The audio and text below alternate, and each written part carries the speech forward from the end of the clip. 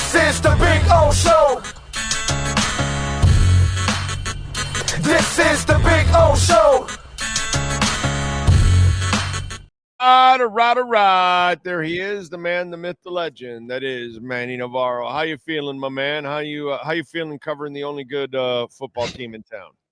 Feel a little selfish, man. I mean, really, I'm getting away with it, right? Nobody else is covering a team as good as I am. I mean, I guess maybe the Panthers writers, but that's about it. But shit, George Richards and Dwork and company deserve it, bro. They've been covering crap for years, and finally Viola takes over, and the rest is history, bro. So I feel good for those. I feel good for Goldie and Red Deer and all these guys that hung in there for decades, dude. That it was just a bad scene. So I feel happy. And like you now, you had to deal with a really a bad stretch. And it looks like now we're finally getting out of that stretch. They're winning games. They're winning big games. They're winning nationally televised games. They're winning it against ranked teams. You know, it's nice to see the turnaround after you hang in there for a while. Yeah, I think back to 4 years ago at this time. Oh, I don't know if you remember this, but it feels like a blur since Mario Cristobal got hired. But literally right after the Michigan State loss in 2021, the following weekend, Kirk Herbstreit went on, College Game Day and was like, Miami has really bad alignment, right? There's no coordination between the president, the head coach. There's so much dysfunction, and it literally was like this weekend, like 4 years ago, and now all of a sudden you come back and 4 years later they're hosting College Game Day and all eyes in the country are on them. They're back to number 2 in the country. So everything that Joe Echeverria and Rudy Fernandez and all the people that are the board of trustee members at Miami felt 4 years ago in terms of embarrassment, that this program had gotten embarrassed by Michigan State, that they were a preseason top 25 team, got killed by Alabama, and that's when they started their search for Mario. That's when they started their hunt and decided we're going to go all in on football. And I told you it was going to take money. It's taking a lot of money, bro, but they're here. They're back to where they want to be, which is relevant and in the national championship picture. Yeah, it's just fun to see, and fun to see the respect they're getting. And then at the process too, it's fun to watch Mario kind of like swat down the rat poison at the same time, because Right. that's all he's going to continue to get is rat poison from here on out, because you've got the fine bombs and everybody else saying, no, Miami's for real now. And that's kind of what's changed, that it's kind of a chorus all around the world of media, whether it's Pallet or any of these different guys that you see out there. They're all singing the praise of the Canes.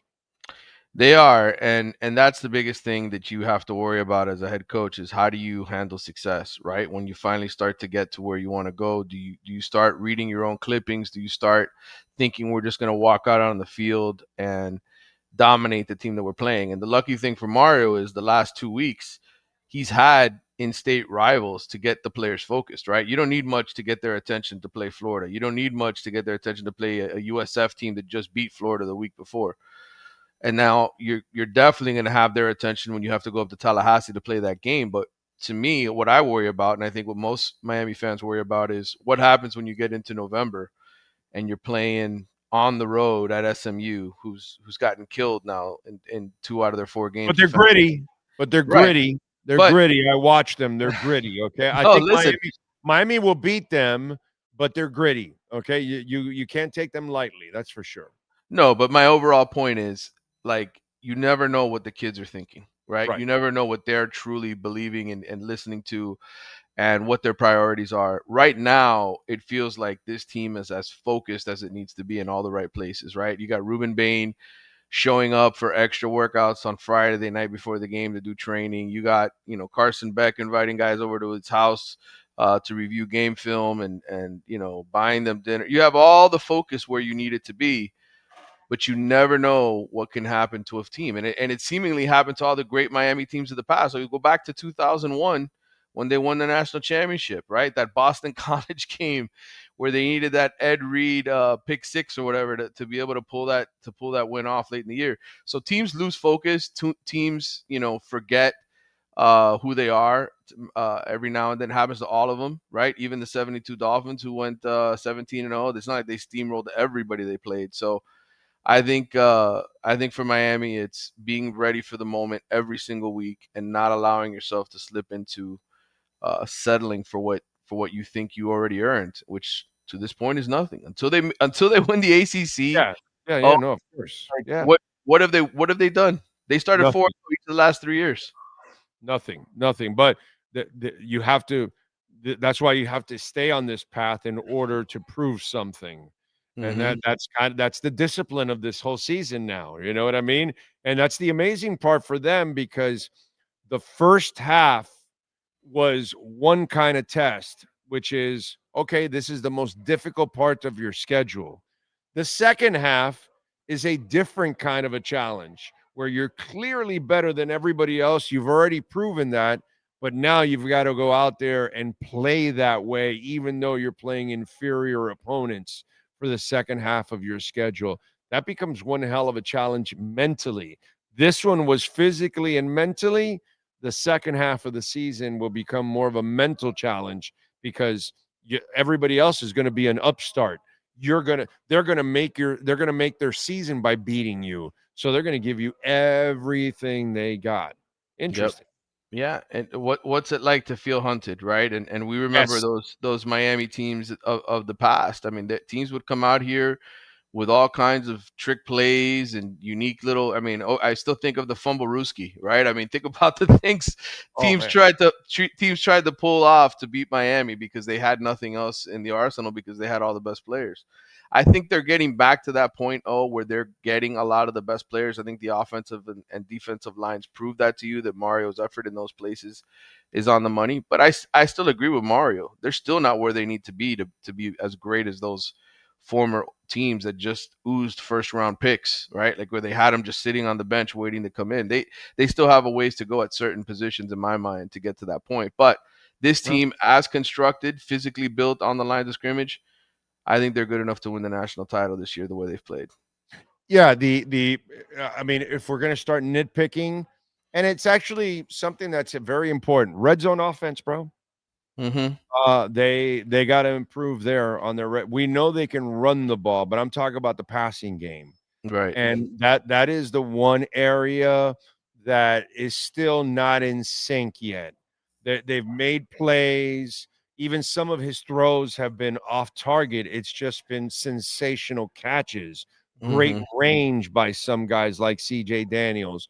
So that part of their offense, that is something that those guys are going to have to work on because once you do get to that ACC championship game, once you do get to the NCAA playoffs, you're going to have to be sharp in those areas, especially in that one, because that can make or break your season right there. So I would say, what have you seen in their passing game and red zone offense?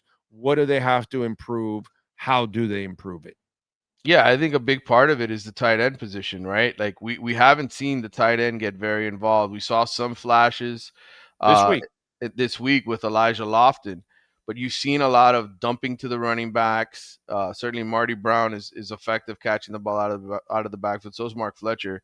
But what I think what we need to see is execution. Right now they're converting on 78% of their red zone trips with touchdowns. That's not good enough, right? Like if you want to be the best of the Well, that's best in because they college can football. run. That's because Right. they can run. Right, Okay. but part of the reason that it's not 100%, right, where you get in the red zone and you score a touchdown, is because you're fumbling around with the passing game, and I think I think for sure, they need better execution around there, and I think getting Bauman and Elijah Lofton a little bit more involved would help their cause, but we'll see what happens. I mean, Bauman didn't even turn around for the pass thrown his way this week. Yeah, There was man. some confusion. Again, I think he thought somebody was going to be coming out on a swing pattern behind him and he was going to be yeah. blocking. But it was just one of those It's not plays it's that, not like it's not like a Carson Beck thing. I'm saying it's yeah, an all around thing so far right correct. now in the passing game. And again, I'll repeat it over and over again. This is why the decision he made in the Notre Dame game was the right decision, not a conservative decision. That was the right decision because you still didn't know who your team was at that moment, and especially in the passing game. And we're 4 weeks in, and you can see that there's still a little chink in the armor there when it comes to their passing. There's some stuff that needs to be oiled there. It's a little squeaky right now, and Yeah. and they'll be fine, dude. Carson Beck wasn't throwing to these guys the entire off season. You're watching with Lagway how he didn't have much of an off season, how it's affected him big time. Well, guess what? Carson Beck being also established, he didn't have a whole off season either, and all that kind of stuff. So he's kind of also Yeah. finding and figuring out his way in game live situations with a whole bunch of new dudes. Yeah, and I would say this, creating separation in college football today uh, is not easy when you're facing a really good pass defense, and that's the one thing that Florida was good at. They're really Very good good. at being able to spread the net, as Mario likes to call it, and get guys to feel uncomfortable. And let's not forget, Malachi Tony's still a true freshman. Right. Josh Yeah. Moore is still a true freshman, and CJ Daniels isn't fast. He's not a burner. His whole thing is he knows how to get open and Hands has great range. hands Yeah. and Hands range, range. right? So And he's a good route runner, actually. He's a decent route runner for a young kid. yeah, he Absolutely. is. But still, I mean, receiver was the number one position we were concerned about coming into this year. You just said they didn't work together, and so it's going to take a little bit of effort and time to get everybody on the same page. And look, they could use JoJo Trader, that's for sure. A healthy JoJo Trader would help give another element out there that stretches the defense a little bit more. So, and same thing with Jordan Lyle. You got a third running back. Lyle is your game breaker. Who knows what that does to a defense when he's in the game because they know he's the fastest guy on the field. And by the way, kudos to the offensive coordinator.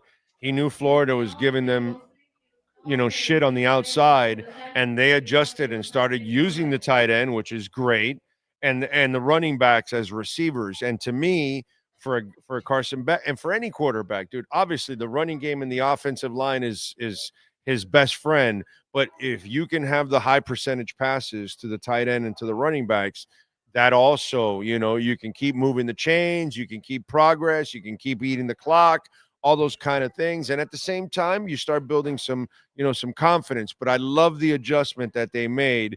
Instead of trying to force it where you're not really great at it yet, keep it a little simple there and attack them in the middle. And I thought that was genius on their part and very smart coaching.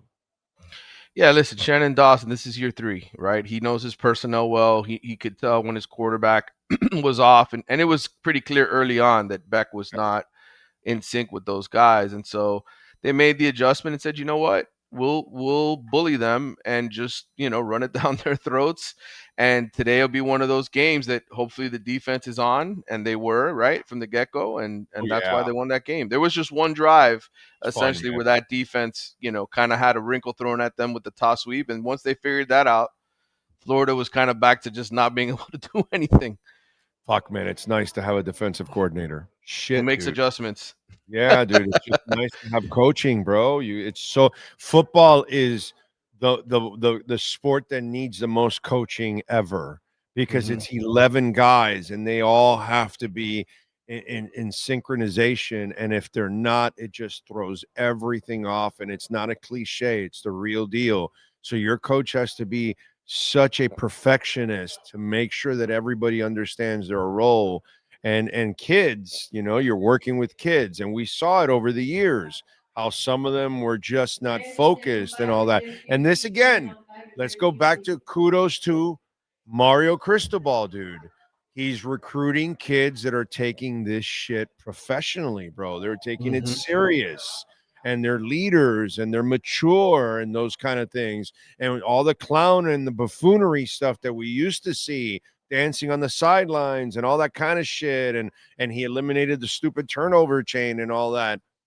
That kudos to him that he's also bringing in mature people that want to play the game the right way.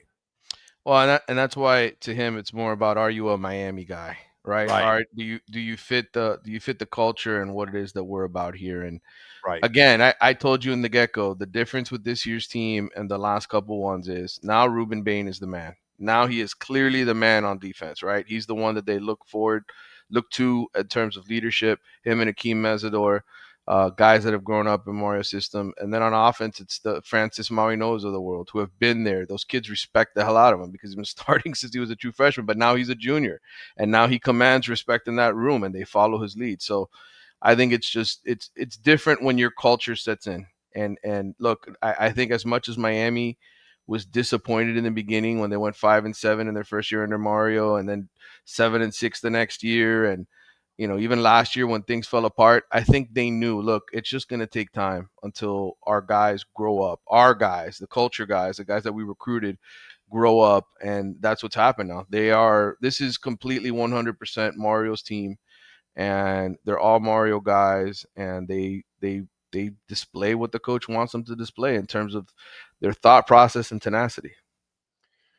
All right, Manny. I don't want Virginia to screw this shit up, dude. Yeah, I think it's a very interesting game. It's a very interesting game. I need Virginia to lose. I need FSU to win.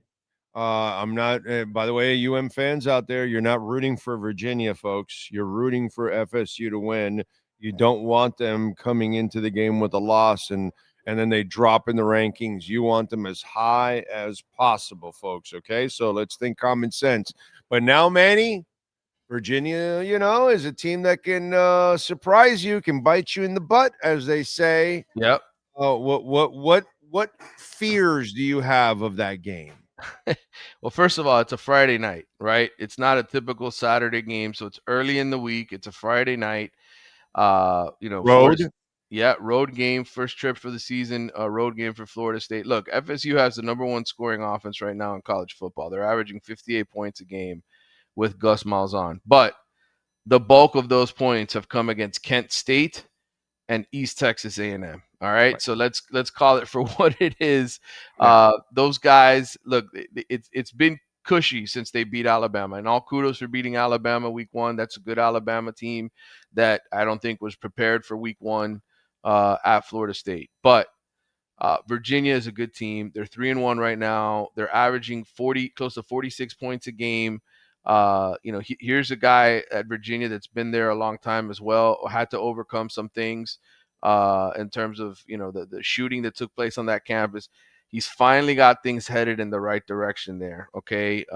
They killed Stanford last week. I know Stanford's not a great program, but they did put belt to butt in that game, and they took care of business. And their only loss is to NC State, who has a good offense. So I think this is going to be a dangerous game if Tomas Castellanos struggles with turnovers. Not that he will. I'm not saying that's going to happen, but you still have a quarterback who uses his legs a lot, and you don't know if he gets hit, what can happen, right? And so I think for Florida State, the key is going to be running the football. They've got a lot of good backs. I think as long as they protect the ball, they should win that game. But it's a dangerous game because it's a Friday night on the road in conference, and I don't like those games personally. I know. If I'm a coach, I always get nervous. I'm a little nervous with that game because that's one of those games that, you think Florida State turned it around from last year, but you're really not sure. I mean, they had the one performance against Alabama, but then, you just never know. And Virginia is one of those teams that if you go in there and you screw around and you turn over the ball once or twice, you might find yourself in a fist fight and you end up losing and getting shocked and surprised by a field goal late in the game or something. So yeah, I kind of worry about this game, and I want the best matchups for the Canes, bro. They need the best resume possible, and the college game day is going there because it looked like McAfee let it out of the bag in that broadcast, anyways. Yeah, I mean, everybody at Miami expects it, and if you look at the schedule, I think the only game that is really competing with them would be Vanderbilt and Alabama. And Alabama could lose this week to Georgia. So yeah, no, they're the prime time matchup. They're 7:30. I mean, all signs point to game day being there. Yeah. It's going to be Miami, Florida State. So I just hope they don't screw it up by losing, on Friday night. They do have a week off. So are they going to get any healthier for the Florida State game?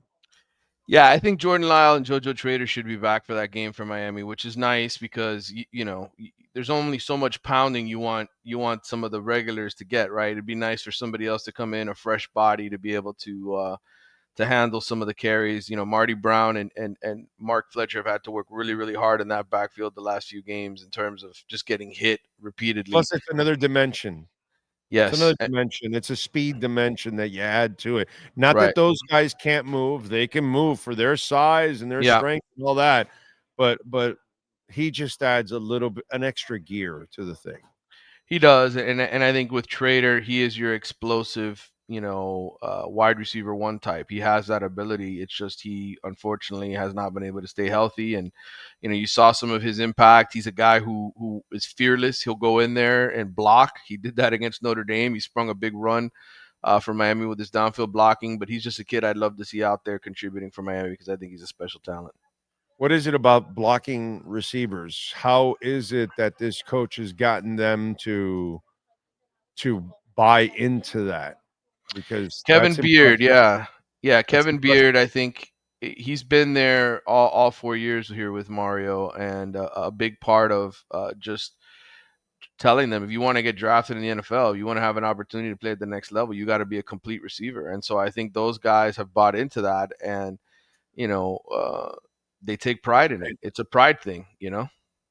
Malachi Tony will drive you to the sidelines, bro. And he's only like 5'10", 180 pounds. I mean, he's a little thing, and yet you watch the tape and you see him just barreling guys down and pancaking them. I mean, it's incredible. Tough son of a bitch, dude. He Wow, is. man. Really impressive. All right, Yeah. what do you got going on in the athletics so folks can check you out? Yeah, got a column on Miami coming out tomorrow. Got my oddly specific predictions set to come out as well on Thursday. And look, it's a great weekend of football. If you haven't paid attention yet, I mean, you got Florida State, Virginia Friday night. You got Ohio State at Washington on Saturday. Ohio State's #1 in the country. Washington is unbeaten. Jed Fish has a good little team over there out there on the West Coast. You got LSU, Ole Miss. That's two top 15 ranked teams. You got Alabama, Georgia, Oregon, Penn State. And then even in my upset for the week, by the way, I'm going to give it away right now. I got Tennessee going into Mississippi State. Tennessee's 15th in the country. Mississippi State's 4-0. They're quietly 4-0. They were a bad 2-10 team a year ago. They already beat the defending Big 12 champions earlier this year. So a lot of good football on Saturday, man. I know the Yeah, dude, Canes it's won't be great playing, but it's storylines. Our yes. team is in the mix. Yep. Manny, I'm used to my college and my pro teams sucking ass for the last 20 years. So right now I am loving life because my college team is the bomb. They're a top 5 team. They got a shot at hell. I had them at 11-1 in the ACC championship game. Now they're even better than that. They got a chance at winning the ACC because right now they look like the class of the ACC. Right. And I know they're going to go to the playoffs for sure. And they got a shot at making some noise in the playoffs. So they're even better than I expected. Dude, things are great. Would I love the Dolphins to be fantastic? Of course. But man, at least 1 out of 2 is pretty damn good for me. I'm good with that. At least one weekend day you get to spend it watching the games, not just Yeah. I'm turning not your working head every 7 5 days. seconds. Yes, Yeah, exactly. and I'm also not working 7 days for the whole damn week and burning the voice out. Yeah, definitely. Exactly. I'm with you. All right, follow him on Twitter at Manny_Navarro. Make sure you subscribe to The Athletic and catch him here twice a week doing his thing. We'll talk again on Friday with the Big Cheese segment. Manny, as always, thank you, my brother. Appreciate you. Anytime, Mo. Thanks for having me on. You got it. There you go. And don't forget our friends at Canesware. They just had another successful signing with Bobrovsky and Sam Bennett on the 21st on Sunday. Well, Matthew Tkachuk is next. That's next month, October 8th. It's coming up in just a couple of weeks here, 6 to 7:15 p.m. at Canesware. Don't forget, you can buy anything and everything practically with the Canes logo there. They've got Dolphins gears, Marlins gear, Panthers gear, Heat gear, all kinds of stuff, and use our code BIG010. You will get 10% off there at Canesware online or in person, and also online. If you order over $99, you will get free shipping. Tell them that Big O sent you. They'll take care of you at canesware.com.